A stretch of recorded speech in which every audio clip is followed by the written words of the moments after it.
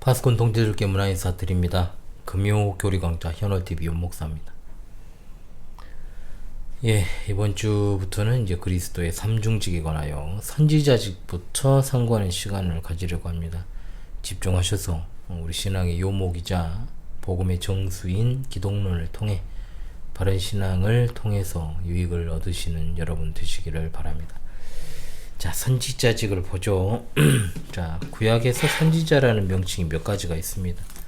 선견자라는 말이 나옵니다. 역대상 25장 5절. 이는 다 헤만의 아들들이니 나팔을 부는 자들이며, 헤만은 하나님의 말씀을 가진 왕의 선견자라 했습니다.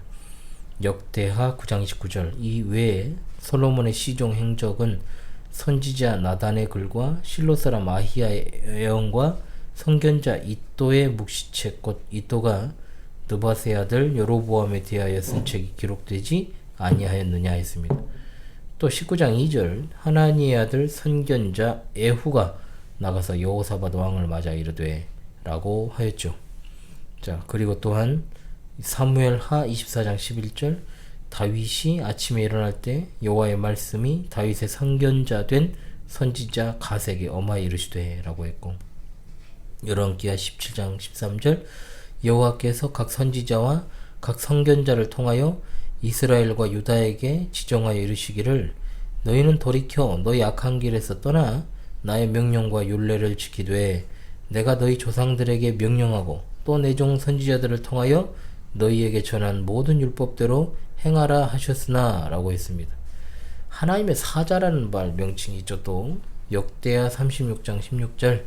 그의 백성이 하나님의 사신들을 비웃고 그의 말씀을 멸시하며 그의 선지자를 유혹하여 여호와의 진노를 그의 백성에게 미치게 하여 회복할 수 없게 하였으므로, 또한 선지자, 예언자 혹은 대언자라는 말을 씁니다. 창세기 20장 7절.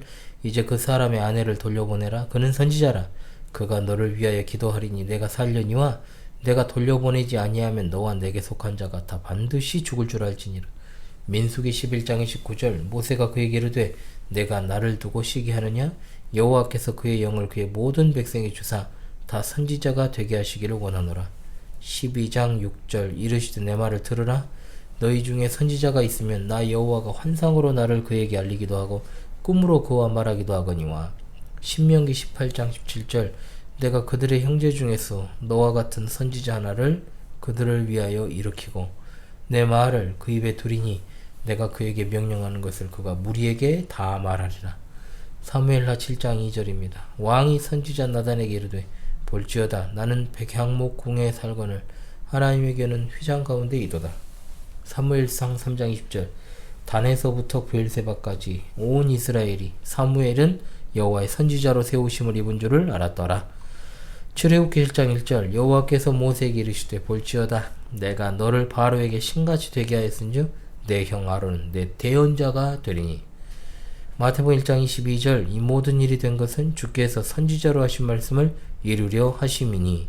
2장 5절. 이르되 유대 베들레헴이오니 이는 선지자로 이렇게 기록된 바. 요한일서 2장 1절. 나의 자녀들아 내가 이것을 너희에게 쓰면 너희로 죄를 범하지 않게 하려 함이라. 만일 누가 죄를 범하여도 아버지 앞에서 우리에게 대언자가 있으니 곧 의로우신 예수 그리스도시라.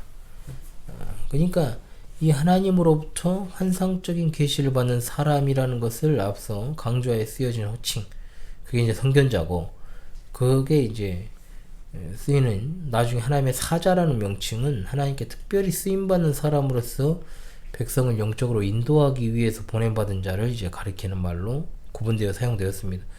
그리고 이제 가장 일반적인 히브리어 나비라는 말은 말한다라는 뜻을 가지고 있습니다. 보냄을 받은 자가 보낸 자를 대신에 말한다. 이게 이제 호칭된 용어인데, 이런 차원에서 나비는 자기의 주장을 말하는 자가 아니고 내 주장을 말하는 자가 아니라 자기를 택하여 세우고 보낸 자로부터 위탁받은 것을 말하는 자다. 이제 신약으로 와서 신약에서 선지자라는 명칭은 헬라어 프로페테스, 즉 앞을 의미하는 전치사 프로와 선언하다를 말하는 선언하다, 말하다를 뜻하는 페미 합성어 프로페미에서 유래된 것으로 애언자, 예고자, 해석자, 선지자를 의미합니다. 이 경우에 전치사는 시간적으로 미리 혹은 먼저란 말이 아니고 올바로 정면을 향해 간다 라는 의미를 나타냅니다. 이런 의미에 따라서 프로페미라는 말은 이미 앞질러서 말하다가 아니고 정면으로 밖으로 말을 내는 것이다. 이 같은 의미에서 선지자는 하나님으로부터 오는 말씀을 정면으로 내놓는 자를 의미합니다. 그리고 헬라어 파라클레토스, 요한복음 14장 26절, 평안을 너희에게 끼치노니 곧 나의 평안을 너희에게 주노라. 내가 너희에게 주는 것은 세상에 주는 것과 같지 아니하니라. 너희는 마음에 근심하지도 말고 두려워하지도 말라. 즉 남을 돕기 위해 부름받아온 자, 변호자, 중재자, 협조자, 보혜사라는 의미를 가진 말이요, 아포스톨로스라는 말도 보냄받은 자라는 의미를 가진 사도의 명칭이 되겠습니다. 이상과 같은 용어의 의미를 종합하자면 선지자는 미리 앞질러서 말하는 자라기보다 하나님으로부터 말하라는 명령을 받아서 보냄을 받은 자가 하나님의 말씀을 받은 그대로 올바로 사람들에게 직접 전달하여 알리는 대언자 혹은 중보자를 뜻한다라고 볼 수가 있을 것입니다. 자, 그리스도의 선지자적 직무. 자, 선지자에게는 크게 두 가지 역할이 있죠. 하나는 하나님으로부터 듣는 것이고 또 하나는 하나님으로부터 들은 것을 사람에게 전달하는 것입니다. 자, 민수기 12장 6절로 8절, 이르시되 내 말을 들으라. 너희 중에 선지자가 있으면 나 여호와가 환상으로 나를 그에게 알리기도 하고 꿈으로 그와 말하기도 하거니와 내 종 모세와는 그렇지 아니하니 그는 내 온 집에 충성함이라. 그와는 내가 대면하여 명백히 알리고 명백히 말하고 은밀한 말로 아니하며 그는 또 여호와의 형상을 보거늘. 이사야 6장 8절 9절, 내가 또 주의 목소리를 들으니 주께서 이르시되 내가 누구를 보내며 누가 우리를 위하여 갈고 하시니 그때에 내가 이르되 내가 여기 있나이다 나를 보내소서 하였더니 여호와께서 이르시되 가서 이 백성에게 이르기를 너희가 듣기는 들어도 깨닫지 못할 것이요 보기는 보아도 알지 못하리라 하여. 에레미야 1장 4절로 10절, 여호와의 말씀이 내게 임하니라. 내가 너를 모태에 짓기 전에 너를 알았고 내가 배에서 나오기 전에 너를 성별하였고 너를 여러 나라의 선지자로 세웠노라 하시기로 내가 이르되 슬프도소이다. 우리가 최근에 이 부분 했죠. 주 여호와여 보소서 나는 아이라 말할 줄을 알지 못하나이다 하니 여호와께서 내게 이르시되 너는 아이라 말하지 말고 내가 너를 누구에게 보내든지 너는 가며 내가 내게 무엇을 명령하든지 너는 말할지니라. 너는 그들 때문에 두려워하지 말라. 내가 너와 함께하여 너를 구원하리라. 나 여호와의 말이니라 하시고 여호와께서 그의 손을 내밀어 내 입에 대시며 여호와께서 내게 이르시되 내가 내 말을 내 입에 두었노라. 보라 내가 오늘 너를 여러 나라와 여러 왕국 위에 세워 내가 그것들을 뽑고 파괴하며 파멸하고 넘어뜨리며 건설하고 심게 하였느니라 하시니라. 에스겔 3장 1절로 4절, 또 그가 내게 이르시되 인자야 너는 발견한 것을 먹으라. 너는 이 두루마리를 먹고 가서 이스라엘 족속에게 말하라 하시기로 내가 입을 벌리니 그가 그 두루마리를 내게 먹이시며 내게 이르시되 인자야 내가 내게 주는 이 두루마리를 내 배에 넣으며 내 창자에 채우라 하시기에 내가 먹으니 그것이 내 입에서 달기가 꿀 같더라.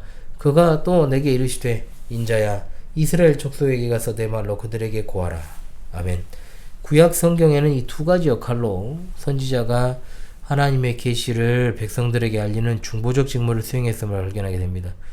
이 직무는 교훈과 경계와 권면과 약속과 책막의 형식으로 수행이 되었어요. 선지자는 백성을 가르치며 훈계하며 율법을 가르치는 영적 지도자였습니다. 성경에서 최초의 선지자를 일컬은 자는 아브라함이었고 모세는 장래 선지자의 기준이 되는 인물이었죠. 신명기 8장 18장 15절에 내 하나님 여호와께서 너희 가운데서 내 형제 중에서 너를 위하여 나와 같은 선지자 하나를 일으키시리니 너희는 그의 말을 들을지니라고 한 건 장차 오실 메시아를 선지자로 지칭한 말씀입니다. 이 말씀은 하나님께서 자기 백성을 가르치고 지도하는 참된 선지자의 계열에서 선지자의 직무를 수행하실 메시아를 일으키시겠다는 약속이죠.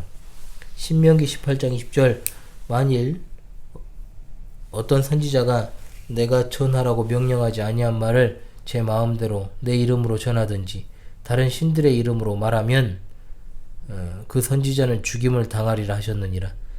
이런 차원에서 거짓 선지자의 기준이 명확하게 도출이 되는데, 거짓 선지자란 하나님으로부터 아무것도 듣지 않았으면서 지멋대로 생각해서 낸 말을 하나님 말씀이라고 거짓으로 말하는 자를 가리킵니다. 자, 신약에서 하나님 말씀 전달하는 선지자적 직무의 경우에 구약과는 사정이 다릅니다. 새로운 계시를 받는 경우뿐만 아니라 이미 교회가 가지고 있는 성경의 계시, 예수 그리스도의 말씀과 행적에 관한 해설자의 역할을 맡고 있죠.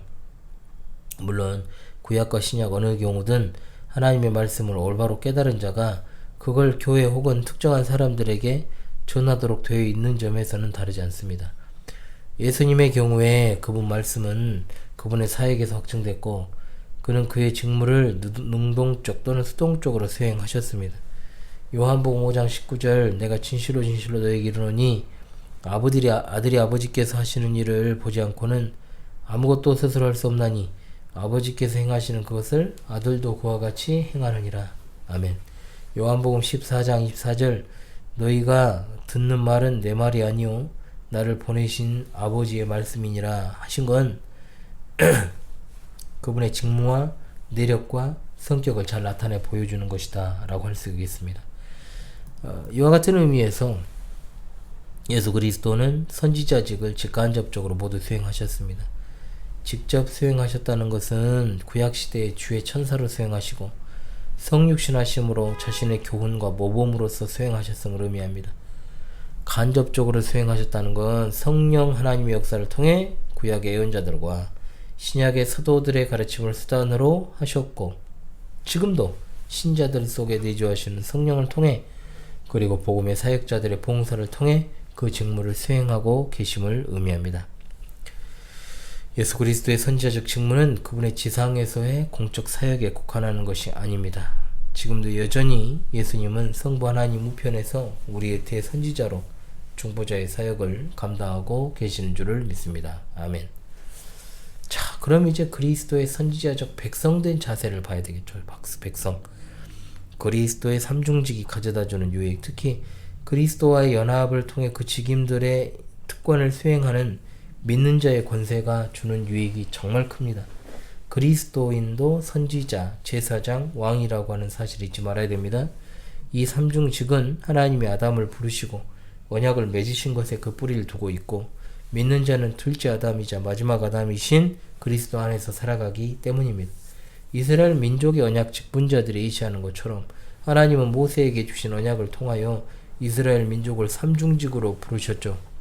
이제 새 언약에서 믿는 자는 베드로전서 2장 9절, 그리스도 안에서 택하신 족속이요 왕같은 제사장들이요 거룩한 나라요 그의 소유가 된 백성이니 이는 너희를 어두운 데서 불러내어 그의 기이한 빛에 들어가게 하신 이의 아름다운 덕을 선포하게 하려 하심이라 말씀합니다. 그리스도인은 성령 하나님을 통해 그리스도의 기름 부음에 참여하여 선지자, 제사장, 왕으로 하나님을 섬깁니다. 고린도후서 1장 21절 22절, 우리를 너희와 함께 그리스도 안에서 굳건하게 하시고 우리에게 기름을 부으신 이는 하나님이시니 그가 또한 우리에게 인치시고 보증으로 우리 마음에 성령을 주셨느니라. 아멘. 그리스도인은 그리스도의 삼중직을 종속적이면서 의존적 방식으로 수행을 합니다. 우리는 주님께 종속된 존재들입니다. 따라서 선지자, 제사장, 왕으로서 우리의 권위는 인간적이지, 성자 하나님께 인간적이고 성자 하나님께서는 자신의 삼중직에서 신적 권위를 행사하시는 겁니다. 우리는 중보자가 아니라 중보자에 의존되어 살아가는 자들입니다. 따라서 선지자, 제사장, 왕으로서의 우리 사역은 그리스도의 사역에 아무것도 더하는 것이 없고 단지 다른 사람에게 복을 가져다주는 도구일 뿐이지만, 그리스도는 무한한 공로와 주권적 권능으로 구원을 중보하시고 우리로 하여금 그 일을 수행하게 하십니다. 하이델베르크 이름문답 32문. 그런데 왜 당신은 그리스도인이라 불립니까? 답. 왜냐하면 내가 믿음으로 예수 그리스도와 영적으로 한 몸이 되었기 때문입니다. 나는 선지자로서 예수님의 이름의 증인이 되며, 제사장으로서 나 자신을 감사의 제물로 예수님께 드리고, 왕으로서 죄와 사탄을 대항하여 싸우고, 이후에는 천국에서 영원히 예수님과 함께 모든 피조물을 다스릴 것입니다. 라고 했습니다. 따라서 우리는 그리스도인이 선지자, 제사장, 왕의 자격으로 어떻게 섬기는지에 대해서 고찰하는 것으로 마무리해야 할 것입니다. 자, 선지자적 백성에게 주어진 특권이요. 그리스도께서 선지자로서 주신 은혜를 통해 하나님 백성에게는 선지자적 큰 특권이 수여되고 동시에 의무를 갖게 되는 것입니다. 믿는 자는 그리스도의 기름 부음에 참여하여 그리스도를 따라서 그리스도인이라는 이름으로 불리기 때문입니다. 네 가지입니다. 상고하면서 마무리하겠습니다. 첫째로, 그리스도인은 기름 부음을 받아 그리스도의 진리를 합니다. 요한일서 2장 20절, 너희는 거룩하신 자에게서 기름 부음을 받고 모든 것을 아느니라. 기름 부음이라는 단어는 그리스도 또는 기름 부음 받은 자와 관련이 있죠. 이 기름 부음이 믿는 자가 참된 가르침을 아는 지식 속에 계속 있게 하고 이단을 받아들이지 않도록 보호합니다. 요한일서 2장 21절 22절, 내가 너희에게 쓰는 것은 너희가 진리를 알지 못하기 때문이 아니라 알기 때문이요 또 모든 거짓은 진리에서 나지 않기 때문이라. 거짓말하는 자가 누구냐? 예수께서 그리스도이심을 부인하는 자가 아니냐? 아버지와 아들을 부인하는 그가 적그리스도니라고 했습니다. 아울러 24절, 너희는 처음부터 들은 것을 너희 안에 거하게 하라. 처음부터 들은 것이 너희 안에 거하면 너희가 아들과 아버지 안에 거하리라. 아멘. 둘째, 그리스도인은 능력을 받고 그리스도의 증인이 됩니다. 사도행전 1장 8절 말씀, 오직 성령이 너에게 임하시면 너희가 권능을 받고 예루살렘과 온 유대와 사마리아와 땅끝까지 이르러 내 증인이 되리라. 아울러 베드로는 2장 32절에 우리가 다 이 일에 대하여 증인이로다 라고 했잖아요. 증인 1차적으로 그리스도께서 세우신 사도들이지만 이것은 만대의 주님의 교회에 속한 참된 성도들의 사명이기도 합니다. 모든 그리스도인이 설교자로 부르심 받는 건 아닙니다. 그러나 그리스도인은 기회가 있을 때마다 믿지 않는 자들에게 말씀을 전하도록 부르심 받았습니다. 골로새서 4장 5절 6절, 외인에게 대해서는 지혜로 행하여 세월을 아끼라. 너희 말을 항상 은혜 가운데서 소금으로 맛을 낸과 같이 하라. 그리하면 각 사람에게 마땅히 대답할 것을 알리라고 했습니다. 평소에 배워서 남주자, 이 마음을 가지고 또 자녀들을 지도하고 있습니다. 배워서 남주자. 바로 이겁니다. 우리가 소유한 지식은 다른 사람과 나누기 위한 것이고 하나님은 우리에게 그 점에 있어 신실했는지에 대한 결산을 요구하십니다. 우리가 그리스도를 사랑한다면 모든 사람이 그리스도를 믿고 그분을 높이기를 원하는 마음 갖는 게 당연합니다. 멸망이라고 하는 사망의 구렁텅이에 빠지게 될 인간들이 구원받는 걸 보면 기뻐하죠. 하나님은 우리 입술을 통해서 죄인을 구원하시고 교회를 세워 나가십니다. 아멘. 그리스도에 대해서 증언해야 될 그리스도인의 가장 큰 책임은 사실 가장 가까운 곳에서부터 시작되는 게 맞죠. 자신에게 속한 사람들, 가족으로부터. 한국교회 특성상 남편 된 가정이 신실한 그리스도인인 경우가 많이 없어요. 일단 가장이라면 응당, 증언의 사명을 가족에게 먼저 해야 되고 보통 아내 된 이들이 자녀들에게 하나님에 관한 지식을 가르치는 경우가 많죠.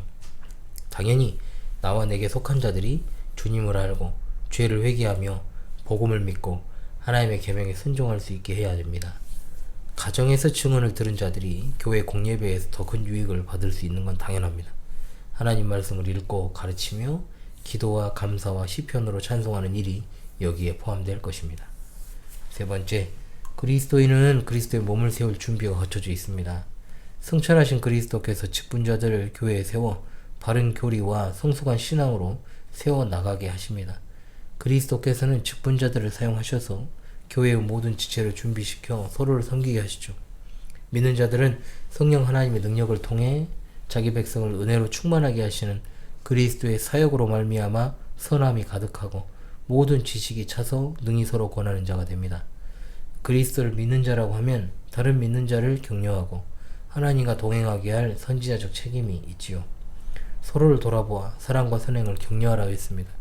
죄를 멀리할 것을 서로에게 권면하고 신실한 사랑 안에서 책망하고 공예배와 공적 모임에 더욱더 신실하게 참여할 것을 서로 격려해야 됩니다.